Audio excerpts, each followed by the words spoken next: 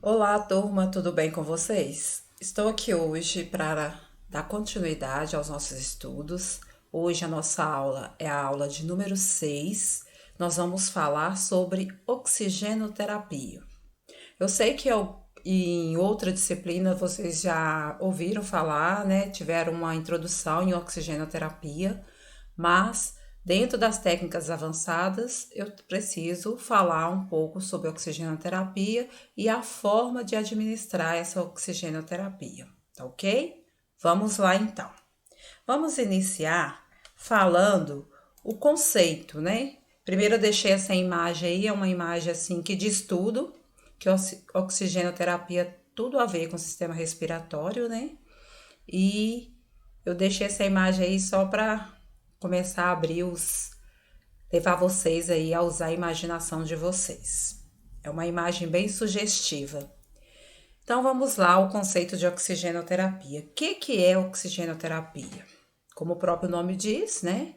É consiste na administração do oxigênio e essa administração do oxigênio ela vai estar numa concentração de pressão superior à encontrada na atmosfera ambiental para corrigir e atenuar as deficiências de oxigênio ou hipóxia aplicada tanto em situações clínicas agudas quanto nas situações clínicas crônicas. Então, o que eu falei aqui? Então, a oxigenoterapia ela vai ser a administração do oxigênio terapêutico, tá? E ele sempre vai estar numa pressão maior do que a pressão da atmosfera. Ele vai ser aplicado quando houver a ausência de oxigênio na corrente sanguínea, que é a hipóxia, tá? Vamos continuar aqui. Eu coloquei aqui um fluxograma para mostrar para vocês como a gente vai estudar a oxigenoterapia.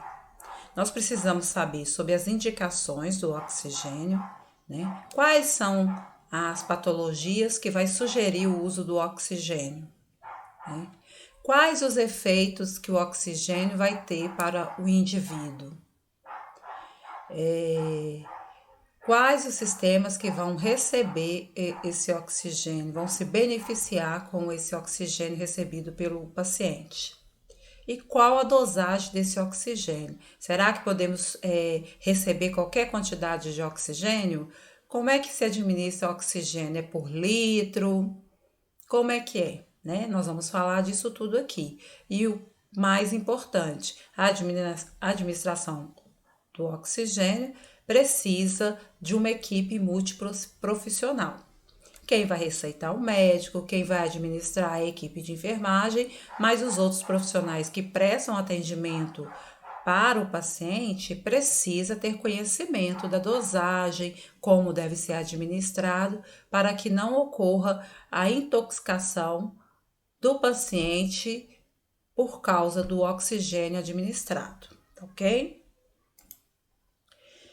Vamos agora à classificação da oxigenoterapia. A oxigenoterapia ela pode ser de uso de forma aguda, ou seja, o paciente precisou ali urgentemente, ele precisa receber esse oxigênio imediatamente e isso vai demandar algumas orientações, né? Primeiro, quando eu devo administrar o oxigênio de forma aguda, imediatamente, tá? Essa administração aguda, ela tem como objetivo principal aumentar a quantidade de oxigênio carreado pelo sangue aos tecidos. Coloquei até essa imagem aqui, né, mostrando para vocês o oxigênio. Ó, 98% do oxigênio é carregado pelas hemoglobinas, que são essas células, né? São células sanguíneas com essa forma aqui meio oval e côncava. Por que ela é côncava? Para acomodar as moléculas de oxigênio, ok? E desse total aqui, né, que geralmente a gente se baseia em 100%, 98% do oxigênio é carregado pelas hemoglobinas e 2% desse mesmo oxigênio é carregado pelo plasma. Então, a maior quantidade está inserida nas hemoglobinas para fazer o transporte do oxigênio a nível celular, ok? Mas existem outros objetivos, vamos lá. Aumento da sobrevida, aumento da tolerância ao exercício, diminuição do tempo de hospitalização, diminuição da dificuldade respiratória ou dor ao respirar, que é a dispneia, diminuição da pressão da artéria pulmonar e resistência vascular pulmonar, melhora do desempenho psicomotor e melhora da qualidade de vida do indivíduo. Esses aqui são os objetivos de se administrar de forma aguda a oxigenoterapia, né? Lembrando sempre que a gente está falando do paciente. Algumas indicações, tá? A oxigenoterapia ela é indicada em uma situação de hipoxemia, né? Quando a pressão de O2 está menor que 60 milímetros por Hg, ou não, e a saturação de oxigênio está menor que 90% em ar ambiente e mesmo em repouso. Isso é uma indicação que eu estou mostrando para vocês aqui, é uma indicação de quando se usa a oxigenoterapia de forma aguda. É uma situação de hipoxemia e estou mostrando para vocês aqui nesses valores que essa é uma situação de hipoxemia, né? A pressão de O2 está menor que 60 milímetros de Hg e a saturação do oxigênio está menor que 90% em ar ambiente e o paciente em repouso.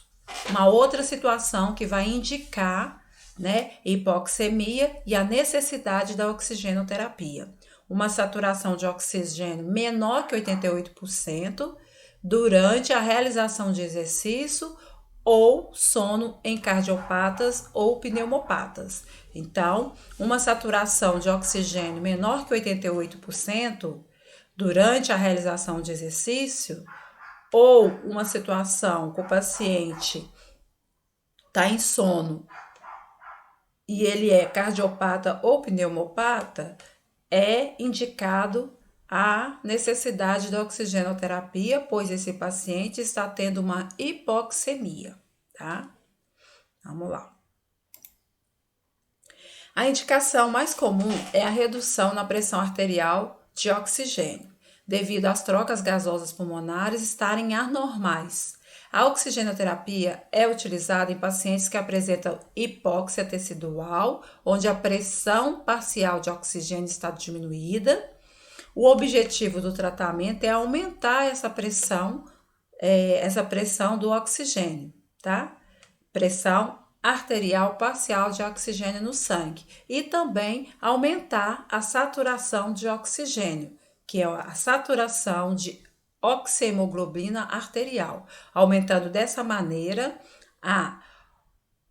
o conteúdo do oxigênio arterial e assegurando uma liberação adequada de oxigênio para esse paciente.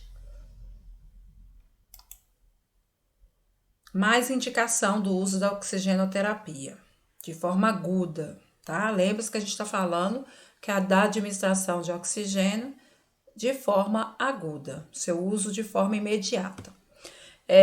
Outras indicações: parada cardiorrespiratória, infarto agudo do miocárdio, onde o oxigênio vai reduzir a sobrecarga cardíaca, em casos de intoxicação por gases, traumatismo grave, angina instável. Angina é uma alteração cardíaca, tá, gente? Recuperação pós-anestésica, após o procedimento cirúrgico, é indicado o uso de oxigenoterapia, tá? Mas lembrando, gente, que vai depender da necessidade do paciente. Isso aqui são as indicações da oxigenoterapia, né? Dependendo aí do estado do paciente. No caso aqui da parada cardiorrespiratória, a gente sabe que ele vai precisar de oxigenoterapia. Agora, na recuperação pós-anestésia, após um procedimento cirúrgico, vai depender da resposta dele ao processo cirúrgico que ele acabou de passar, ok?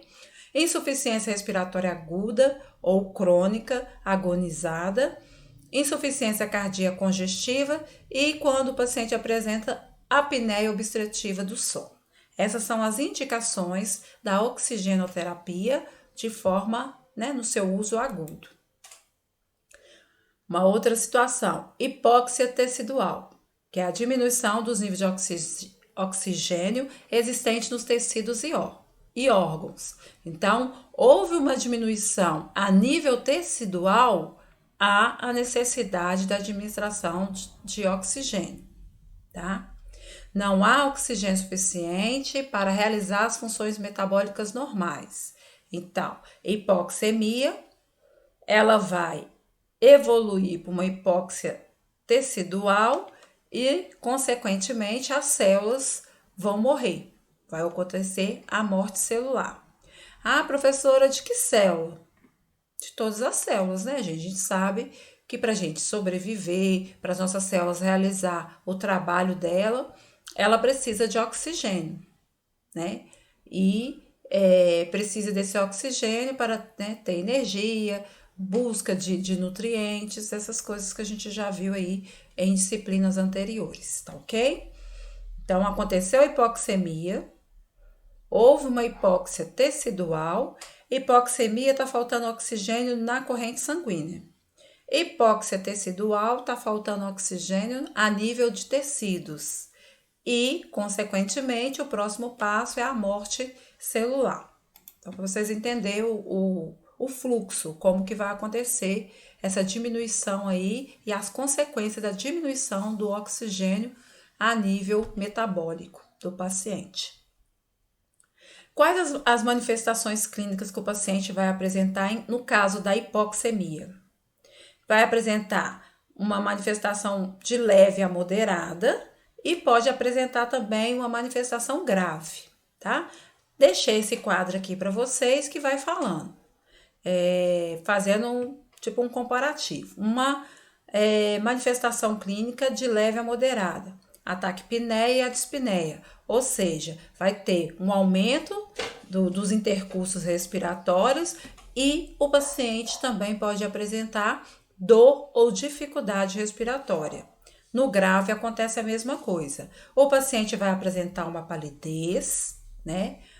Uma palidez assim que não é ainda bem evoluída, é uma palidez que dá para perceber, mas ela não chega a ser uma cianose. Quando ele apresentar a cianose, é caracterizado como uma manifestação grave. Outra manifestação, taquicardia. Sempre falei com vocês, o coração e o pulmão eles estão ligados. Se há uma alteração a nível pulmonar, o próximo passo é ter uma alteração a nível cardíaco e vice-versa, tá? Então, o paciente vai apresentar uma alteração nos seus batimentos cardíacos para mais, né? Vai aumentar os batimentos cardíacos do paciente e essa alteração é considerada leve.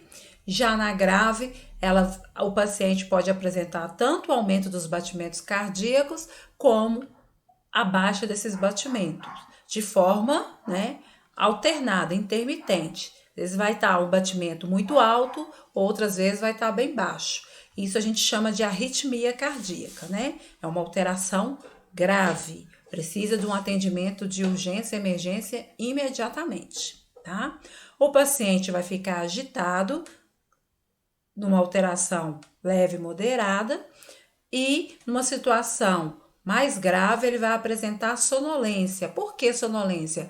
Vai haver, uma supressão do sistema nervoso desse paciente. Então, ele vai ficar letárgico, sonolento aí. É uma manifestação clínica grave. Vai se apresentar desorientado na leve. Já na grave, ele apresenta confusão mental, um tempo de reação bem lento, bem letárgico esse paciente. Na leve a moderada, ele pode apresentar dor de cabeça, cefaleia, E numa situação mais grave, ele vai apresentar hipertensão e hipotensão eventual. Vai ser mais característico a hipertensão, mas ele pode apresentar também uma baixa da pressão eventualmente, tá? Manifestação leve e moderada, hipertensão leve. Já na grave, pode apresentar perda da coordenação. E, por fim, na leve e moderada, ele vai apresentar uma vasoconstrição periférica. Os seus vasos periféricos vão, diminuir, vão vasoconstruir. Porque eles vão se fechar, né? Isso que quer dizer. E na grave vai apresentar baqueteamento. Já na leve e moderada, a partir desse momento já não tem mais uma manifestação clínica leve, vai apresentar somente a manifestação grave. O paciente passou por todas essas manifestações aqui, né? Ou sinais e sintomas, e no final ele vai entrar em processo comatoso. Aqui pela tabela mostrando aqui a situação, a evolução dessas manifestações clínicas, a partir do momento aqui que ele apresentou confusão mental, hipertensão, perda da coordenação, o próximo passo realmente é o paciente ficar letárgico e entrar em processo comatoso, tá ok? E agora eu mostro para vocês como eu vou medir essa saturação do oxigênio. Como é que está a saturação do paciente, né? Como é que está a pressão de oxigênio do paciente? Através da oximetria de pulso, o oxímetro. Tem esse aparelho aqui, quando o paciente está monitorado, mas em serviço de urgência, tipo SAMU, no atendimento, a gente tem o oxímetro de pulso, que é um aparelho que a gente coloca no dedo do paciente.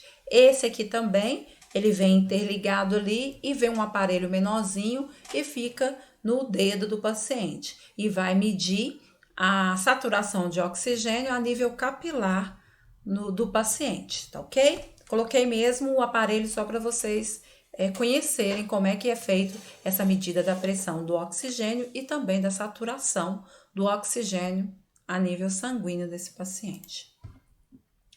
Como que nós vamos administrar esse oxigênio para o paciente? Olha, vai depender de alguns equipamentos, né? Cavidade oral e nasal. Nós vamos ter equipamentos para a administração através da cavidade oral e nasal, pelo fluxo, grau de desconforto respiratório, gravidade da hipoxemia, da necessidade de umidificação e da tolerância do paciente. Aqui, na realidade, está relacionado como que eu vou administrar esse oxigênio e qual equipamento que eu vou usar. Então, vai depender se esse paciente vai precisar receber essa oxigenoterapia via oral, via nasal, né? Vai depender do desconforto do paciente. Se o paciente está com um grau de desconforto muito alto, ele consegue máscaras, ele consegue retirar esse oxigênio, né? Esse equipamento que está administrando oxigênio. Então, tudo vai depender da situação do paciente, tá? Esse paciente está grave, tem uma hipoxemia importante, vai depender disso para poder fazer essa administração do oxigênio para o paciente. E por fim, depende a quantidade de administração de oxigênio, vai depender do nível de tolerância desse paciente ao oxigênio, tá ok? Lembrando que o oxigênio é um gás, ele faz uso terapêutico, mas ele pode intoxicar o paciente dependendo da tolerância que o paciente tem para receber a oxigenoterapia. Qual deve ser a posição que o paciente vai receber o oxigênio? Olha o posicionamento adequado do paciente. A cabeceira do paciente tem que ser elevada. Foi elevada para que ele fique de forma confortável e possa receber esse oxigênio.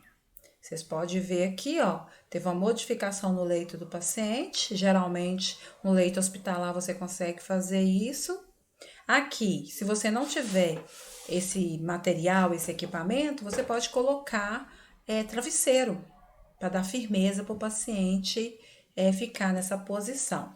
Mas geralmente os leitos ele já consegue deixar o paciente nessa posição, tá ok? Mas essa é a posição adequada. Existe algumas formas de realizar essa administração. Existem sistemas para que isso ocorra. Nós vamos falar um pouquinho, nós temos o sistema de baixo fluxo, né? De um baixo fluxo de administração de oxigênio e um sistema de alto fluxo de oxigênio. Então, o sistema de baixo fluxo é o catéter nasal, o catéter tipo óculos, a máscara facial simples, máscara com reservatório e a máscara de traqueostomia, tá? Agora, se esse paciente precisa receber um grande fluxo de oxigênio, vamos usar a máscara de Venturi, que ela é própria para administração maior de um fluxo de oxigênio. Vamos conhecer um pouquinho sobre o sistema de baixo fluxo. Catéter nasal, introduzido na cavidade nasal, distância igual ao comprimento entre o nariz e o lóbulo da orelha, que é a medida para você colocar de forma confortável para o paciente. Não sei se vocês já viram, mas coloca-se um material, né, esse catéter na entrada da narina e vem duas cordinhas, né, como é que eu vou falar? Cordinha não, esses catéteres eles são umas mangueiras mais finas que você vai introduzir atrás da orelha do paciente, ficando de uma forma mais confortável para o paciente, tá ok? Aí tá aqui o catéter direitinho, o catéter nasal, ele deve ser removido e substituído a cada 8 horas. O fluxo que é permitido administrar o oxigênio, de 1 a 5 litros de oxigênio por minuto, ok? O catéter tipo óculos, eu falei invertido. Esse aqui, gente, é o catéter nasal. A imagem aqui já mostra e eu distraí aqui e falei errado com vocês. Ele entra na cavidade nasal e administra-se o oxigênio. O catéter tipo óculos que fica da forma que eu falei com vocês. Ele é encaixado atrás da orelha. Tá vendo? Ele tem um fluxo de 1 a 5 litros por minuto também. Não há risco de reinalação do O2, né, do gás carbônio, CO2, que é o gás carbônio, confortável por longos períodos, não impede a alimentação e nem mesmo a fala do paciente e pode causar uma irritação da mucosa nasal, porque aqui na imagem que eu coloquei, olha vocês verem, o catéter ele tem duas entradinhas para que passe o oxigênio. O oxigênio vem no catéter, na divisão, né, encaixado nas duas narinas, vai sair o oxigênio. Então, é normal, é comum que esses orifícios aqui causem uma certa irritação na narina, na cavidade nasal do paciente, caso ele fique muitos dias por um longo período com o catéter, tá ok? Mas ele é uma forma de administrar que traz mais conforto para o nosso paciente. Mas lembrando que o meio de administração vai depender da necessidade que o paciente tem de receber o oxigênio. O paciente pode ter uma necessidade de baixo fluxo ou de um fluxo mais alto. Então, dependendo, a gente vai usar o equipamento adequado à necessidade desse paciente, tá ok? Temos também a máscara facial simples, ela permite um fluxo de 4 a 5 litros por minuto. Acima de 8, deve repensar o uso dessa máscara. Ela abrange tanto o nariz quanto a boca. É muito importante que o técnico de enfermagem, o profissional de enfermagem entenda isso.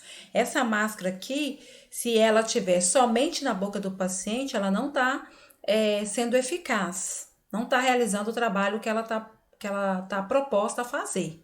Então, tem que colocar a máscara tanto na boca quanto no nariz do paciente, tá ok? É esse apetrecho aqui.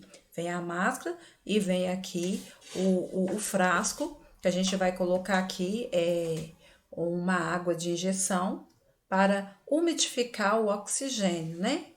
Para administrar oxigênio, temos que umidificá-lo.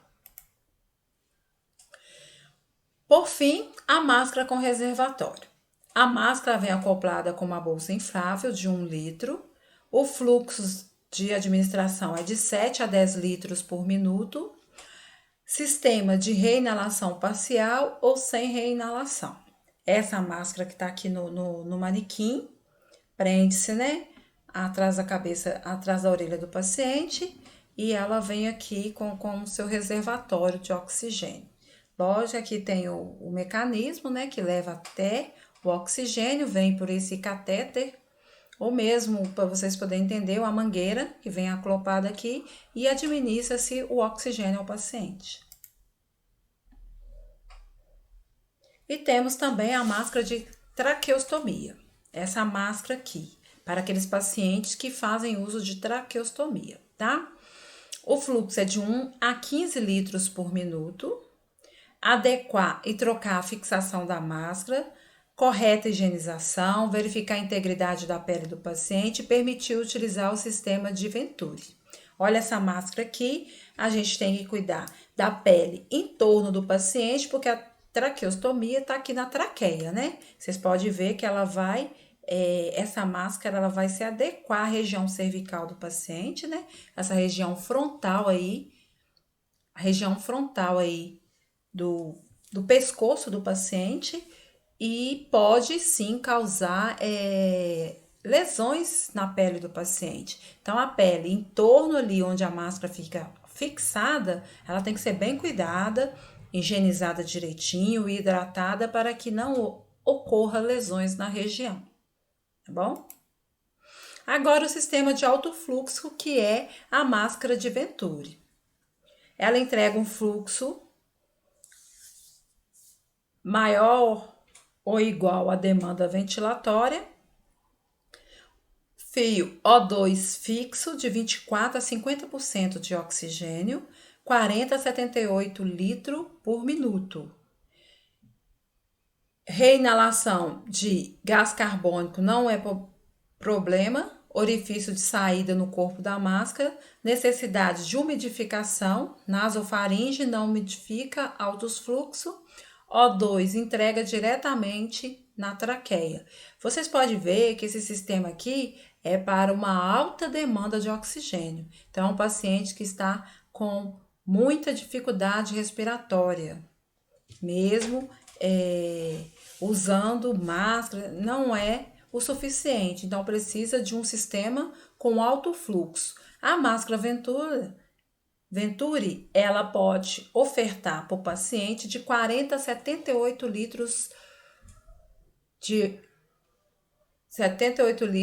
por minuto ao paciente de oxigênio. Oferta de oxigênio de 40 a 78 litros por minuto.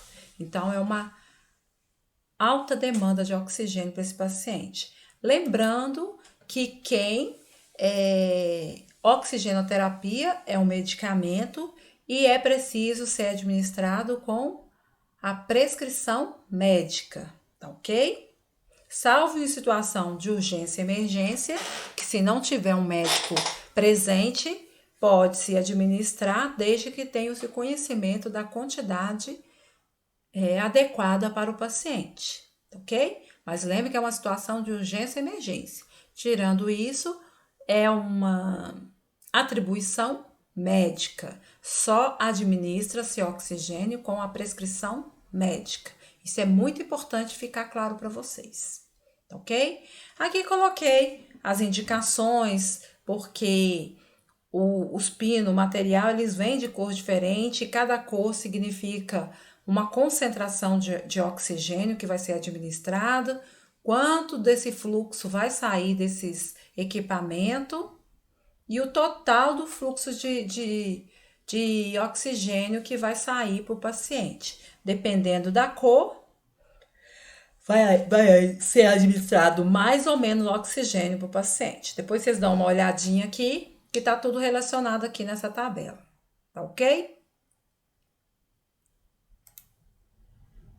mais uma foto para mostrar para vocês a diferença dos orifícios de diâmetro que vai permitir a saída, no caso, a entrada do oxigênio no organismo do paciente. O laranja é um fluxo maior, vocês podem ver que a abertura é maior e vai havendo a diminuição de acordo com as cores, tá ok? Só mesmo para vocês entenderem como é que funciona. Uma outra forma de fazer uma administração direta é a nebulização ou aerosol-terapia.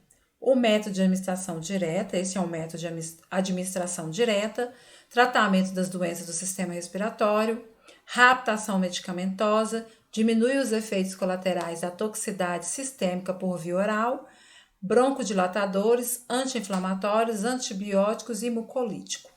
Tudo isso aqui são a indicação de administração, né? Nesses casos aqui, da máscara de nebulização, ou também, como é conhecido, a aerosolterapia, ok? A medicação inalatória utilizada na nebulização é aplicada através da boca e ou cavidade nasal, ou por traqueostomia, realizada através de ar comprimido, o fluxo de ar fluxômetro suficiente para produzir uma névoa. Aqui é os equipamentos, né? Aparelho, acredito que todo mundo conheça o material de nebulização, que vem a máscara, o reservatório do soro e o catéter aqui com a sua válvula de encaixe. Nesse caso aqui, não é o soro que nós vamos usar, porque a gente está falando de oxigenoterapia. Se fosse uma nebulização normal, seria o soro. Como é uma oxigenoterapia, através da nebulização, a gente vai usar água de injeção. Não esqueça, tá? Para umidificar o oxigênio. E aqui a válvula, que esse oxigênio, ele precisa de uma válvula, e nessa válvula tem as medidas, né, que vai sair de oxigênio. Se eu colocar aqui 1 litro por minuto, eu vou colocar aqui, vou manusear a válvula e ela vai liberar apenas 1 litro de oxigênio por minuto. Então, vou regular essa válvula aqui conforme a necessidade do paciente, ok? Quais são os efeitos positivos do oxigênio? Melhora da troca gasosa pulmonar, melhora do débito cardíaco, diminuição da pressão arterial pulmonar, diminuição da resistência arterial pulmonar e diminuição do trabalho da musculatura cardíaca, tá? E os efeitos prejudiciais do oxigênio? Tempo de concentração do oxigênio, mais administração inadequada, vamos ter como resultado, como consequência, o comprometimento do sistema nervoso central, do sistema respiratório e também do sistema cardiovascular. Se vocês voltar um pouquinho lá nas manifestações clínicas, vocês vão ver, o paciente ele fica sonolento, né? Então, quer dizer que está tendo um comprometimento do sistema nervoso central desse paciente.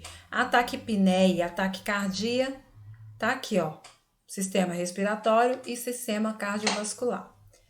Então, o efeito deletério vai ser nesses órgãos, né? Importante aí. Bom, aí eu falo um pouquinho dessa toxicidade pulmonar, que maior que 60% por mais de 48 horas, vai, né? A pressão, a pressão diminuída vai ser ruim para o paciente e 100% por 12 horas. Depressão do sistema respiratório, que a gente chama de hipercapnia, que é o termo técnico. Depressão do sistema respiratório, atelectasia por absorção, diminuição da relação ventilação, né, e pressão, e diminuição do surfactante pulmonar. O surfactante é quando o recém-nascido nasce, ele que amadurece a capacidade pulmonar, permite que o pulmão trabalhe de forma correta. É o surfactante pulmonar, tá? O efeito deletério do uso do oxigênio vai comprometer tudo isso aqui, né? Vai acontecer uma toxicidade pulmonar, uma depressão do sistema respiratório, né? Essa atelectasia é o fechamento dos alvéolos pulmonares, né? vai tipo, igual a gente fala, a letra nasal, né? Abrir e fechar, dessa forma, complicando o processo respiratório do paciente. E esses são os efeitos deletérios do oxigênio, ok? Coloquei aqui nessa tabela também, nesse quadro, para vocês verem o tempo de exposição por hora do oxigênio, qual a resposta fisiológica do paciente. De 12 a 24 horas de exposição do oxigênio, pode acontecer traqueobronquite, tosse seca, dor torácica, subesternal, diminuição da clearance mucociliar, diminuição da capacidade vital desse paciente. Ficou exposto de 24 horas a 30 horas, pode acontecer as paralisias, né, parciais, que é parestesias. O paciente pode apresentar náusea, vômito, alteração da síntese proteica nas células endoteliais, alterações na função celular. 30 a 48 horas vai haver uma diminuição da complacência pulmonar, aumento da pressão pulmonar, diminuição da capacidade de difusão. 48 a 60 horas vai haver a inativação do surfactante, edema alveolar por aumento da permeabilidade, e maior que 60 horas vai acontecer a síndrome, né, a SDRA, síndrome respiratória aguda, levando o paciente à morte, tá? Paciente com DPOC, ofertar oxigênio suplementar naqueles que a saturação for menor do que 90%. DPOC grave, o uso de altos fluxos de oxigênio suplementar pode levar à retenção de gás carbônico e piorar a acidose respiratória. Titulação do oxigênio ofertado, saturação entre 88% e 90%, recomendado gasometria após 30 a 60 minutos que se iniciou a oxigenoterapia. A gasometria é um exame que vai quantificar a quantidade de oxigênio na corrente sanguínea, né, a nível sanguíneo. Alguns cuidados que a gente tem que ter com o oxigênio. Combustão pode acontecer. Se o oxigênio estiver perto de cigarro, né, alguma faísca, vai ter uma combustão. Manter o equipamento de oxigênio afastado de qualquer fonte de fogo ou faísca. Rachadura, armazenamento adequado. Para evitar as rachaduras, tem que se ter um armazenamento adequado desse oxigênio. Alguns cuidados, né, com o paciente que está recebendo a oxigenoterapia, inspecionar diariamente a pele em contato com catéteres de oxigênio, inclusive atrás das orelhas, como medida preventiva. Caso haja irritação local da pele em contato com o catéter, pode-se usar protetores atrás das orelhas, rolinhos de algodão ou gás ou ainda creme à base de água. Esses são os cuidados básicos profissionais de saúde, os profissionais da área de enfermagem têm que ter com o paciente. É igual qualquer outra terapia, gente. A gente não pode administrar um medicamento e simplesmente largar o paciente, não voltar lá para ver se teve alguma reação ou não. Lembrando que o oxigênio, ele é um medicamento. O oxigênio terapêutico é um medicamento. Então, a gente não administra o medicamento e sai e nem olha para a cara do paciente. Então, com oxigenoterapia não é diferente. Administrou a oxigenoterapia, acompanha para ver a evolução do paciente, tá ok? E a inspeção da pele é muito importante nesses casos. Por hoje, a nossa aula é isso, que eu gostaria de falar com vocês sobre a oxigenoterapia. Caso você tenha alguma dúvida, pode passar lá na sala online e deixar sua dúvida para mim, que eu irei responder. Após assistir essa videoaula, tem um exercício lá na aba atividade para que vocês possam realizar. Qualquer dúvida, estou à disposição, tá ok? Tchau, tchau e até a próxima aula.